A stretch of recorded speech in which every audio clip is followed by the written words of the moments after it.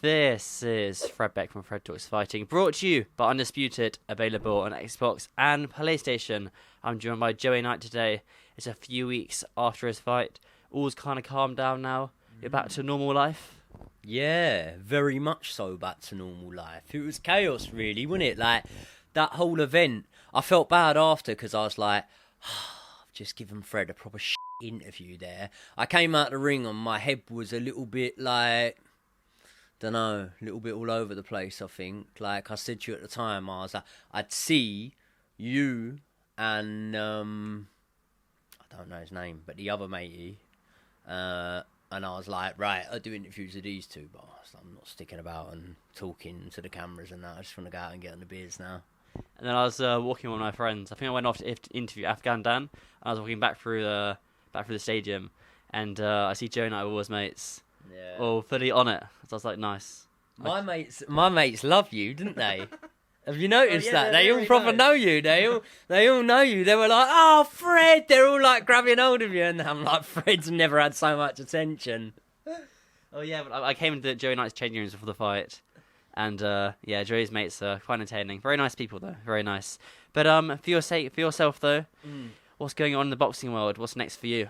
I don't know, really. I don't know. Like, I kind of feel like the whole Andy Howson fight and the performance and that has only just sunk in. And, like, I think my main thing was, I don't know, man. I was quite pissed off after the fight because I was a bit like, I always felt like I wasn't going to get the credit for beating Andy Howson. Because if you lose to him, you're rubbish. You've lost 2 fights in a row. You're cast to the side and no one cares about you, right? And if you beat him, yeah, even if I had have knocked him out in devastating fashion, everyone would have just gone, oh, well, he's older than you, and oh, well, he's not actually a boxer, he's a kickboxer, and, you know, oh, he was more in Muay Thai, even though, like, in comparison, right, I fought Baby Hulk. Go find me footage, yeah? Go find me 10, 15, 20 fights where Baby Hulk knocks people out with his fists. You can't do that. Go find me that of Andy Howson. Easy. Go on the internet straight away.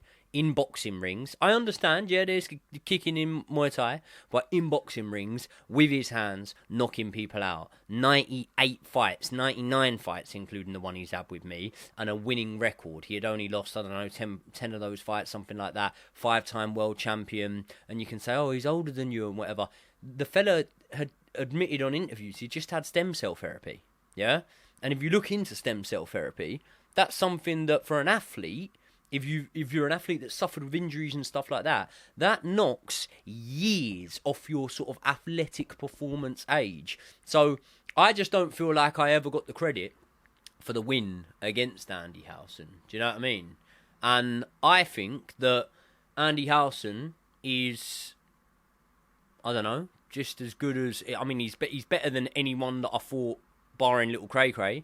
And in terms of in the Misfits landscape, again, like, you'll only know when he fights other people. Unluckily for me, with Baby Hulk, Most Wanted, and Andy Howson, they haven't yet fought anyone else for us to go, okay, there's a measuring stick. That's how good this guy is. But I'm telling you now, you put Andy Howson in with Walid, that's an even fight. And I just went in there, and I won 5 out of 5 rounds against Andy Howson. And yeah, I showboated, and you didn't like it, and the crowd didn't like it. But ultimately, I've got maybe, I don't know, 10 of my fans there. More or less everyone watching for me is watching at home on the TV. And obviously, look, if I box in London, I can sell 300-400 tickets or something like that. But if I box in Derby, and my ring walk is at the exact same time as Chelsea are playing, which obviously my rise on YouTube and whatnot has come through Chelsea, it's going to be very hard for me to sell them tickets. Andy Howson told me that he sold over 100 tickets for that fight. So when I'm in the ring and that, and I've constantly got wanker being shouted at me, and I'm constantly being booed and stuff like that, you were in the arena, it was hostile towards me. Fuck it, if I make their man miss a punch or whatever, I'm going to showboat a little bit to the crowd. You can't knock every single opponent out. Do you know what I mean? Like, some guys are tough, some guys are durable, some guys you'll have a little go against, you realise you can't knock them out, and it is what it is, and then you cruise to victory. I won 5 out of 5 rounds against the guy who, in my opinion, is a very good, very, very good level of opposition.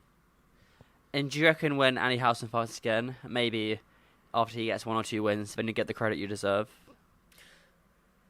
Yeah, from some people, and from some people I never will. Like, I don't know, I think I'm a little bit Marmite. You either like me or you don't like me. So, it's one of them. But, actually, ask the people that have spent time around me. Do you know what I mean? Because I think sometimes I come across a little bit different on the interviews and on camera and that. Ask the Misfits guys. Ask the people that spend time around me. They like me.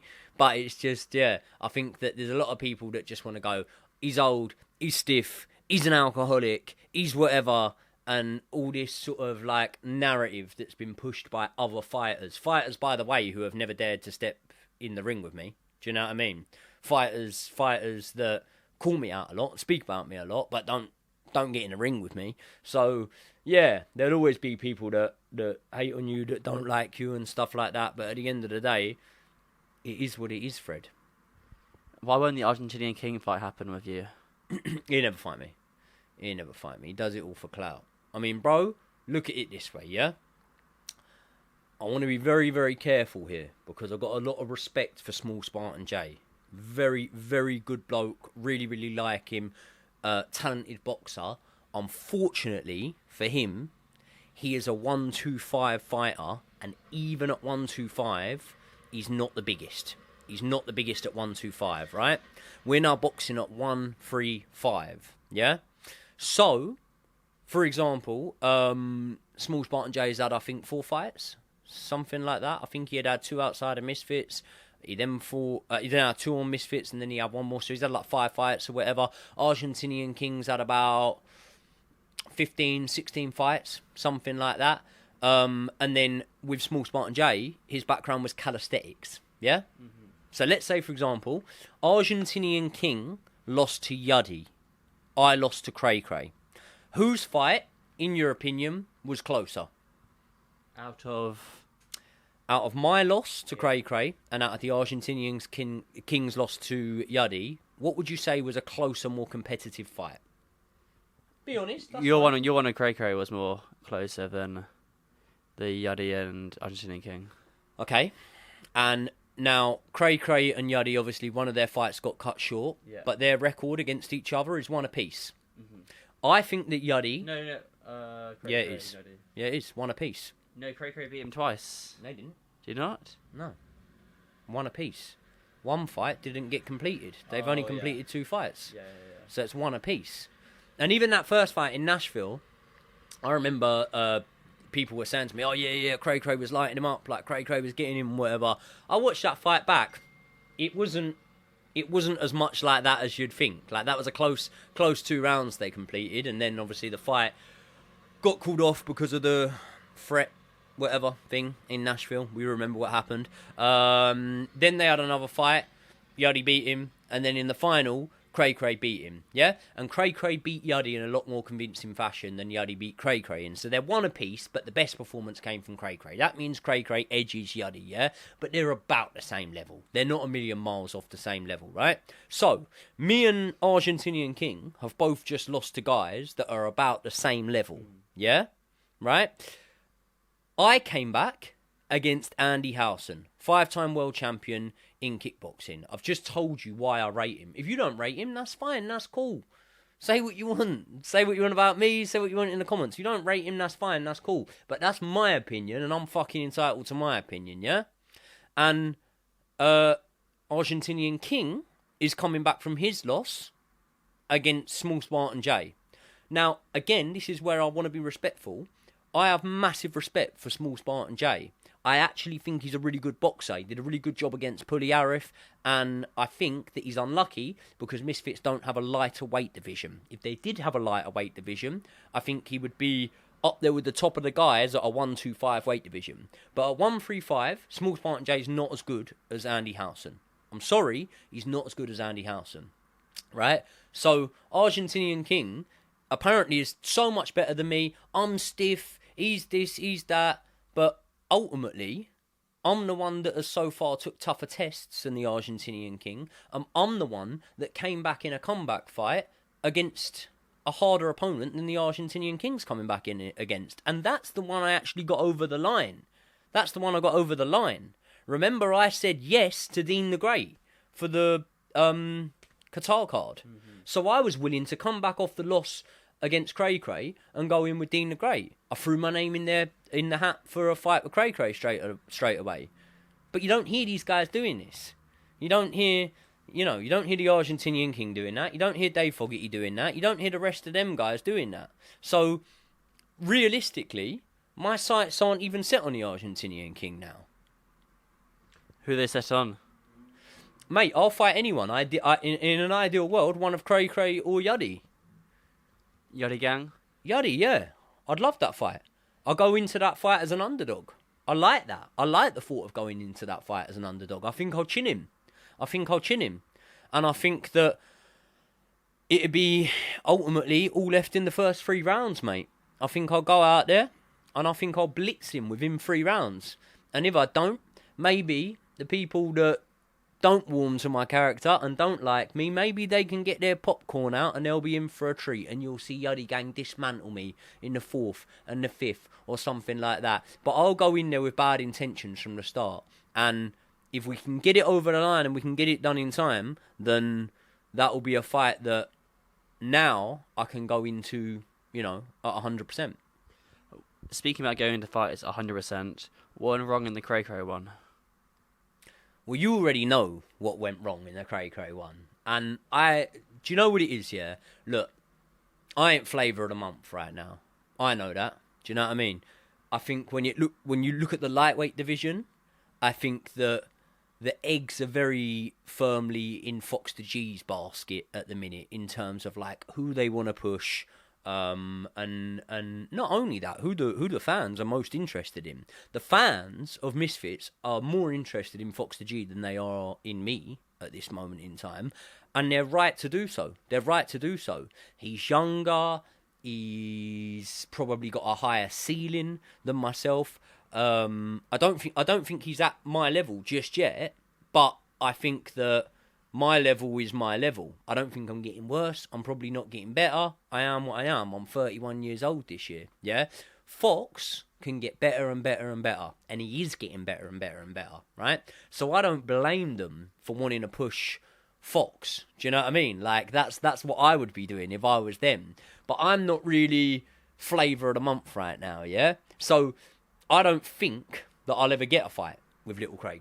I don't think that'll happen because I can't see the route to it. They're not going to give me that next. I was told that Yuddy was up for it. Yuddy's been saying online he's up for it. If I was to go in there and beat Yuddy, that'd be an upset win in my opinion, and then surely I'd be in line for a fight with Cray. But I don't know. I don't have the confidence in it happening at this moment in time. So I always thought to myself, I'll either never let it out the bag, or maybe, once I win the lightweight belt, I'll say, look, that one loss I do have on my resume, there's a real fucking reason for that loss. Do you know what I mean? And you know it. But if I'm not going to get the fight, or I don't think I'm going to get the fight, I might as well say it. I went into that fight of a fucking torn ulnar collateral ligament. Yeah? Ulnar ligament. It's the ligament that runs all the way up your arm, yeah? I went into that fight after doing that in what was supposed to be my second to last spar, yeah? So it's supposed to be my second to last spar. I didn't have any other sparring. I didn't punch at all after that until that open workout in Newcastle. I couldn't punch at all after that, right? What happened was I went to I had to go private because I had to get it sorted out quick because it happened. I'm trying to get the date of it up now so I can actually show you how close to the fight was. Do we know the date of my fight with Little Cray Cray? It was in September last year. Yeah, it was early September, wasn't it? Maybe a bit middle of September. Middle. Yeah. I think it was September 12th or September. Hold on, I'll be able to tell you if I go back to September. It was a Saturday night, wasn't it? Was it a Saturday night? Yeah. Yeah. So the fight was September the 14th. Oh. Yeah, it was because look, stay at the Hilton, Newcastle. September the 14th, right? What's that date say there? September 3rd. September the 3rd. Now I can send you the overlay footage for this if you want. I can send you the MRI scans showing the tear, right? On September the 3rd, so really like 10 days before fight night, I'm in my last spar. I go to throw a shot against a southpaw, and my arm gets knocked back straight away. I know, in my head, I think I've broke my elbow. I've broke that arm. Like that's the feeling in my head. I'm on the floor. I'm looking at my coach as if to be like, this is bad. I know the difference between a knock, a niggle, and a bad injury. I knew it was bad straight away. I was in so much pain, Fred. Like honestly, I've done the MRI. And they've gone, right, okay, cool. They've gone, you've got grade 4 nerve damage in one elbow, which was just existing, was there anyway. Mm-hmm. And they said you've torn your, I believe it's called the ulnar collateral ligament. I believe that's what it's called, which is a ligament that runs through the elbow, yeah? And it runs through like the funny bone, right? And you've torn that. I said, what do I need anything for it? Do I need surgery for it? Whatever. They said, no, you don't. Like, that's fine. They said, we'll stick a cortisone injection in there. They said things like shockwave therapy, things like that and whatever. And they said it's usually an injury that older people do. It's actually more common with like golfers and stuff like that, and like older people do it. So the recovery time for someone that's older that does it is probably something like 9 months or something like that. Someone young, fit and healthy like me, probably a lot less, yeah? But what they did say to me is, don't drive a car for 3 weeks. The doctor said to me, he went, have you got a lift back from here? Have you got Uber on your phone and whatever? I said, yeah. Why's that? I didn't tell him I'm a boxer and I'm fighting. And he went, just because of the twisting motion, don't drive a car for the next 3 weeks if you can. So I was like, okay, all right. I'm thinking, bro, in 1 week I'm travelling to Newcastle to fight the New York Golden Gloves winner. Do you know what I mean? Right? So throughout that whole fight, if you watch that fight back, yeah, you'll go, Joey doesn't let his right hand go a lot in these opening rounds and whatnot. It's because I had a fucking torn ligament. I'm in the ring with a torn ligament in my arm. Do you know how much that hurts? Do you know how much pain I was in that fight? And by the way, yeah, Cray probably had his injuries. Cray probably had his problems in camp. And maybe if I'd never torn that ligament, there's a chance that Cray still beats me. Do you know what I mean? But ultimately, the way I see it is when I pushed through the pain barrier and just thought, do you know what? Fuck it. If this is the last 3 rounds of boxing I ever do because I completely write off my arm here, at least I know that I've either like gone out on my shield or gone out trying to win. And that's what I tried to do. And by the way, I won the 4th and 5th, yeah? I'm going to be completely transparent. I started trying to do that from the 3rd and I lost the 3rd. So it's not like as soon as I just pushed through the pain barrier, I came on top. I started trying to do it from the 3rd, and I still lost the 3rd round. The 4th round was close, but I won it, and the 5th round was wide.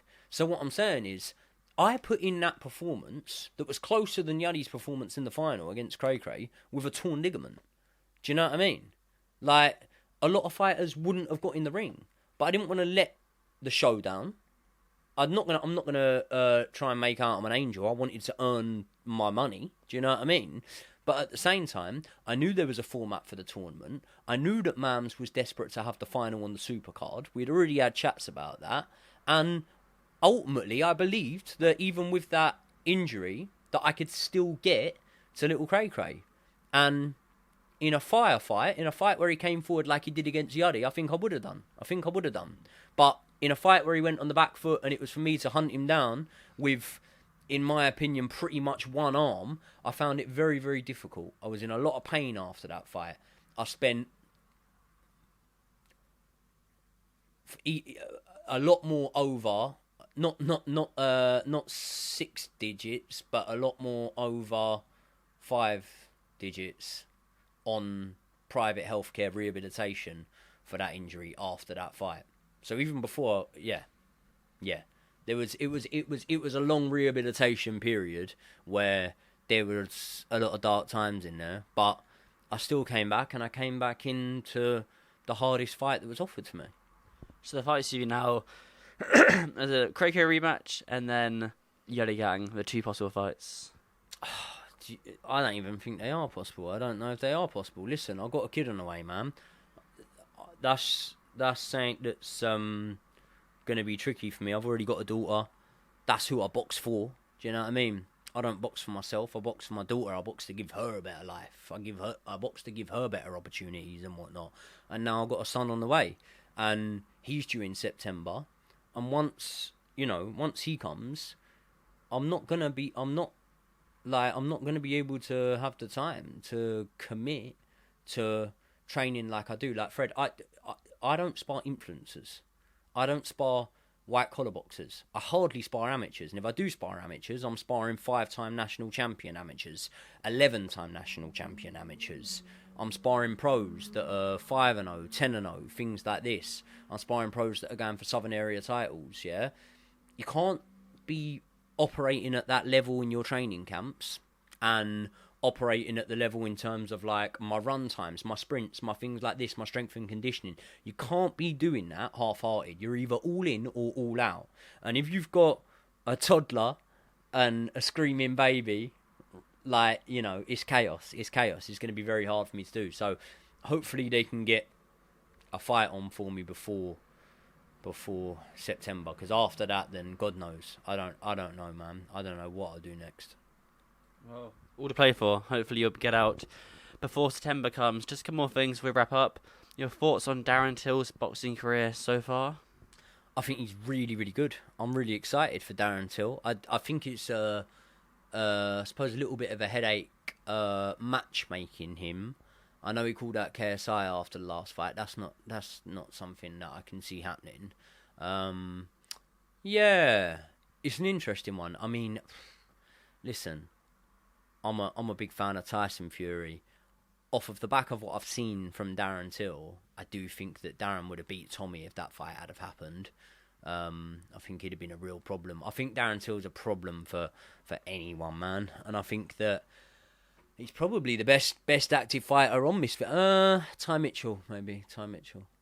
Best active fighter on Misfits. But yeah, he's right up there. He's right up there. Pound for pounders. Is there anyone else you like? Your thoughts on Aaron the Plumber? Who? Aaron the Plumber. Have you heard of him? No. Who's that? Who's that? He's the new guy Misfits just signed. No. He's like a crazy American person who always gets in like scraps and street fights. He's quite big. Like a big American star that has had. Have you heard of a plumber named Mario? I'm not familiar, no. He's like a plumber. I think he's got like a cousin or something called Luigi. Oh yeah. Do you know him? Yeah. Yeah, he'd be good on Misfits. Mario's not a plumber. Yeah, he is. Is he actually? Yeah, of course he is. Why do you think he's got all the plumbing gear? And why do you think he jumps down tubes to go into the little missions and stuff and whatever? I never clocked. It's iconic. Yeah. Anything else coming up for you in the next few weeks outside of boxing? Anything on your other channels? Yeah. We've got the Club World Cup with the Chelsea stuff, so I'll be covering loads of that. Always ticking over and training. Like, I'm always ticking over and training. But it's just like I say, like I can't commit my life to something unless I've got a fight date. So that's that. And then stuff on the pain game. Hopefully we'll be covering some of these big cards that are coming up. And we should have, well, I'll let Brian give confirmation on that when we get it. But yeah, some big events coming up on the Pain game, and then yeah, same old for myself, just cracking on, mate. Doing the YouTube, the truths in all my true crime stuff. Pretty good. It's going mad, mate. It's like something that was a little bit of like a passion project, and now it's got to a point with that true crime stuff where like, yeah, it's going well. Do you know what I mean? And that's why like, look, I'm not throwing no shade here, but a lot of the guys that fight on Misfits, their thing is fighting on Misfits. Mm-hmm. Do you know what I mean? My thing isn't fighting on Misfits. It's something that I want to do because I want to achieve something, and I don't want to walk away from Misfits without recording a win over one of the top guys, i.e. a Yuddy gang or a Cracra or an Ace Musa, for example. Yeah. I was about to say Fox. Fox is one of the top guys. I'll put it out there now. I don't really want to fight Fox. I consider Fox a friend. Do you know what I mean? So, don't get me wrong, if there was an absolute bag there, I'm sure both me and Fox would agree to it. But, at the same time, I don't really want to fight Fox because I'm a fan of Fox, as well as a friend of Fox's. And I think that if you said to me, right, Yuddy, Cracra, Dean, although I know I'm never going to get it, Argentinian King, Fogarty, Musa, there's so many that I'd rather fight ahead of Fox because I have got a friendship with him and I'm a big fan of him and his family and his coach and stuff like that. So yeah, but listen, at this point beggars can't be choosers, I suppose. But if I'm gonna do it, it needs to happen soon, man, because the way that my work's going and stuff like that, I'm actually taking time, and therefore, you know what comes with time, away from my work to be able to do boxing. Do you know what I mean? So when I look at the bigger picture of things, and I look about providing for my family and stuff like that, I can pick Misfits over YouTube if I think I'm gonna get an opportunity. You know, creating a bit of legacy there, doing something good there, proving a lot of people wrong there and stuff like that. But I can't train my heart out if there's no fight there and take time away from the things that pay the bills. So it is what it is. You've got to find the right balance, I guess, at the end of the day. You've got to do what makes sense for business. Well, but Joey, thank you for having me over at your house once again, mate. As always, I do very much appreciate it. Last time you're going to come to this house. Really, you're moving? Oh, yes. Really nice. Pretty nice indeed. Well, Joey, as always, thank you very much. Top man, Fred.